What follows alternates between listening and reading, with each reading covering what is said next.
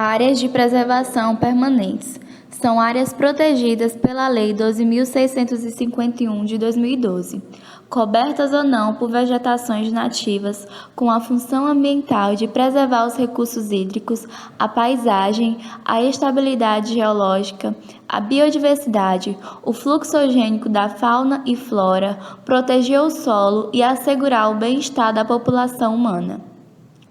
As áreas de preservação permanentes estão localizadas ao longo dos rios ou de qualquer curso d'água, ao redor das lagoas, lagos ou reservatórios de águas naturais ou artificiais, nas nascentes, no topo dos morros, montes, montanhas e serras, nas encostas ou parte destas, nas restingas, como fixadoras de dunas ou estabilizadoras de mangues, nas bordas dos tabuleiros ou chapadas e em altitudes superiores a 1.800 metros.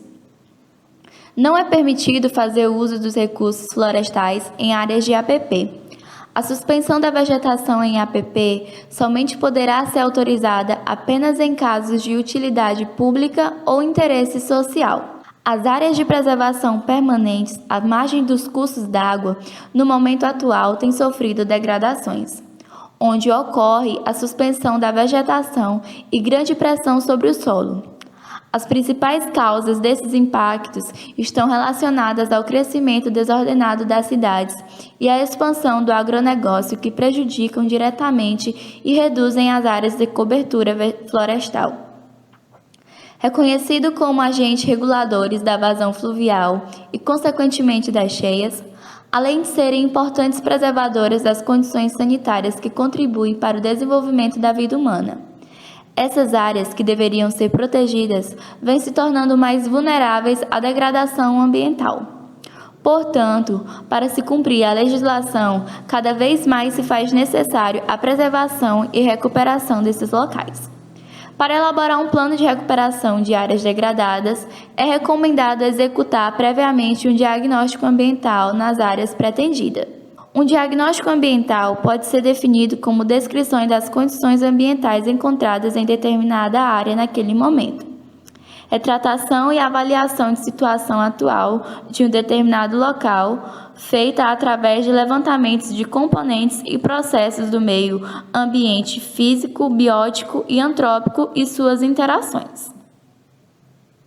O Plano de Recuperação de Áreas Degradadas, PRAD, é um instrumento de planejamento das ações necessárias visando a recuperação da vegetação nativa, o qual deve apresentar o diagnóstico ambiental da área degradada ou alterada, os métodos e técnicas a serem utilizados e prever cronograma de implantação e monitoramento das ações.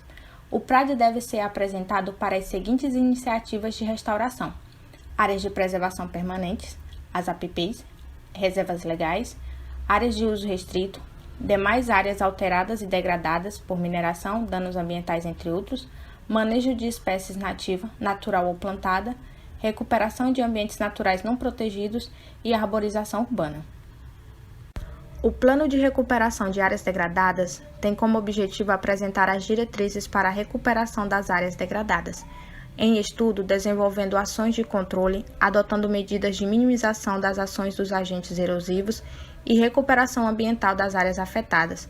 São objetivos específicos deste programa.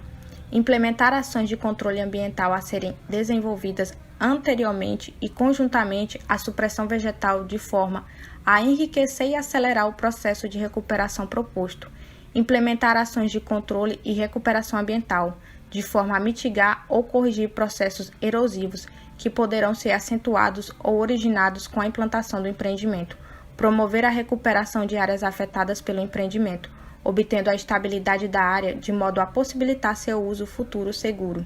Criar atrativos para a fauna local nas áreas recuperadas, de forma a atrair população de animal encontradas nas áreas do empreendimento anteriormente à sua implementação. E monitorar as áreas recuperadas, avaliando a efetividade das ações de recuperação executadas, identificar eventuais desvios no programa de recuperação. Para elaborar um plano de recuperação de áreas degradadas, é recomendado executar previamente um diagnóstico ambiental na área pretendida. Um diagnóstico ambiental pode ser definido como descrição das condições ambientais encontradas em determinada área naquele momento. retratação e avaliação da situação atual em um determinado local, feita através de levantamentos de componentes e processos do meio ambiente físico, biótico e antrópico e de suas interações. As áreas degradadas são aquelas que, após um distúrbio, teve eliminado juntamente com a vegetação os seus meios de regeneração bióticos, como banco de sementes, banco de plântulas, chuvas de sementes e rebrota, apresentando assim uma baixa capacidade de voltar ao seu estado anterior, tendo como características menor diversidade de espécies, ausência da estrutura vegetal, ausência de solo e baixíssima ou ausente capacidade de regeneração natural. A recuperação de áreas degradadas é definida como um grupamento de ações planejadas e realizadas por especialistas de áreas distintas do conhecimento humano, que objetiva proporcionar o restabelecimento de condições de equilíbrio e sustentabilidade existentes anteriormente em um sistema natural. Por meio da visita técnica feita ao local, onde foi possível obter informações através de registros fotográficos e de vídeo, quanto pelas imagens aéreas capturadas pelo Google Earth, notou-se que os principais impactos ambientais estão presentes na margem direita do local. Com a visita, foi possível fazer o levantamento e a listagem dos impactos ambientais que atingem a área, através do diagnóstico ambiental realizado. O grupo escolheu entre os problemas identificados os mais relevantes para assim discutir quais poderiam ser as possíveis causas da existência desses problemas. Esses impactos identificados e selecionados foram classificados e caracterizados com a amostra a seguir. Retirada da vegetação. Essa é uma ação impactante ambiental, de ordem direta e valor negativo, que, consequentemente, gera inúmeros impactos de outras ordens. Deixar o solo descoberto, principalmente quando não se manuseia com os devidos cuidados, favorece o processo de erosão, que é intensificado pela chuva ou o vento. Com o desgaste, os resíduos são levados para as fontes de água e vão se sedimentando, o que faz diminuir a capacidade e as vazões dos rios. Outro fenômeno que diminui a absorção da água pelo solo é a compactação, provocada por pressão contínua, que reduz a sua porosidade. A necessidade da preservação ou restauração da vegetação em torno de corpos hídricos mata ciliar, quando degradados, e evidenciam quando observam-se os benefícios que esses tipos de vegetação traz aos ecossistemas, ao exercer a função protetora sobre os recursos naturais bióticos e abióticos. Disposição de resíduos sólidos urbanos. A área em estudo apresenta como principal característica a presença de resíduos sólidos dispostos de maneira irregular. Quanto à origem dos resíduos dispostos no local, pressupõe-se que tenham sido gerados em ambientes domiciliares, já que têm residência nas duas margens da área.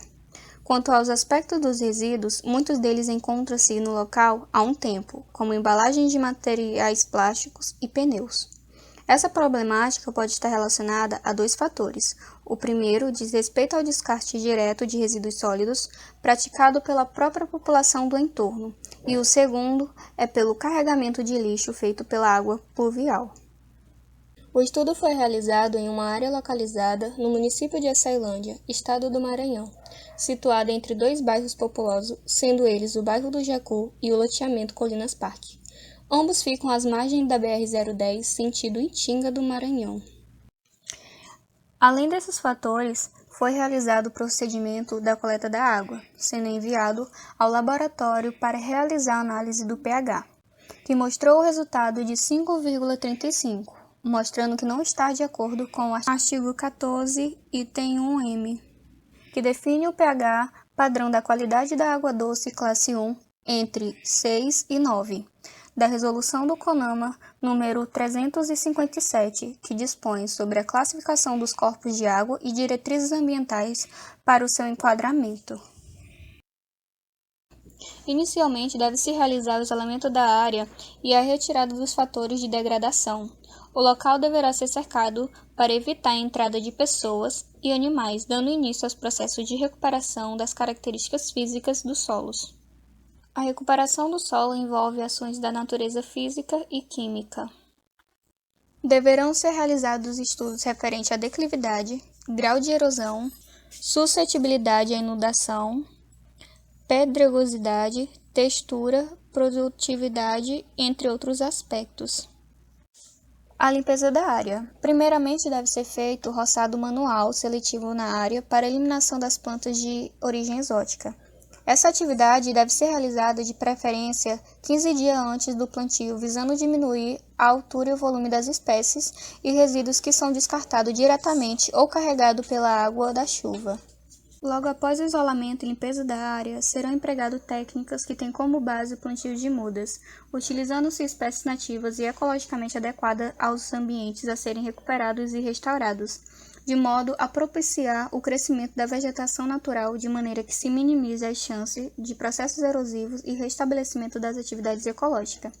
A seleção das espécies a serem plantadas atenderá à originalidade do grupo ecológico no qual está inserida e ao módulo de plantio. O processo de revegetação inicia-se com a escolha do período a ser realizado do plantio das mudas e deverá ser feito no início das chuvas. Nos locais onde não é possível realizar a indução do banco de sementes do solo ou onde o processo de regeneração não ocorreu de maneira satisfatória, recomenda-se a realização do plantio de enriquecimento.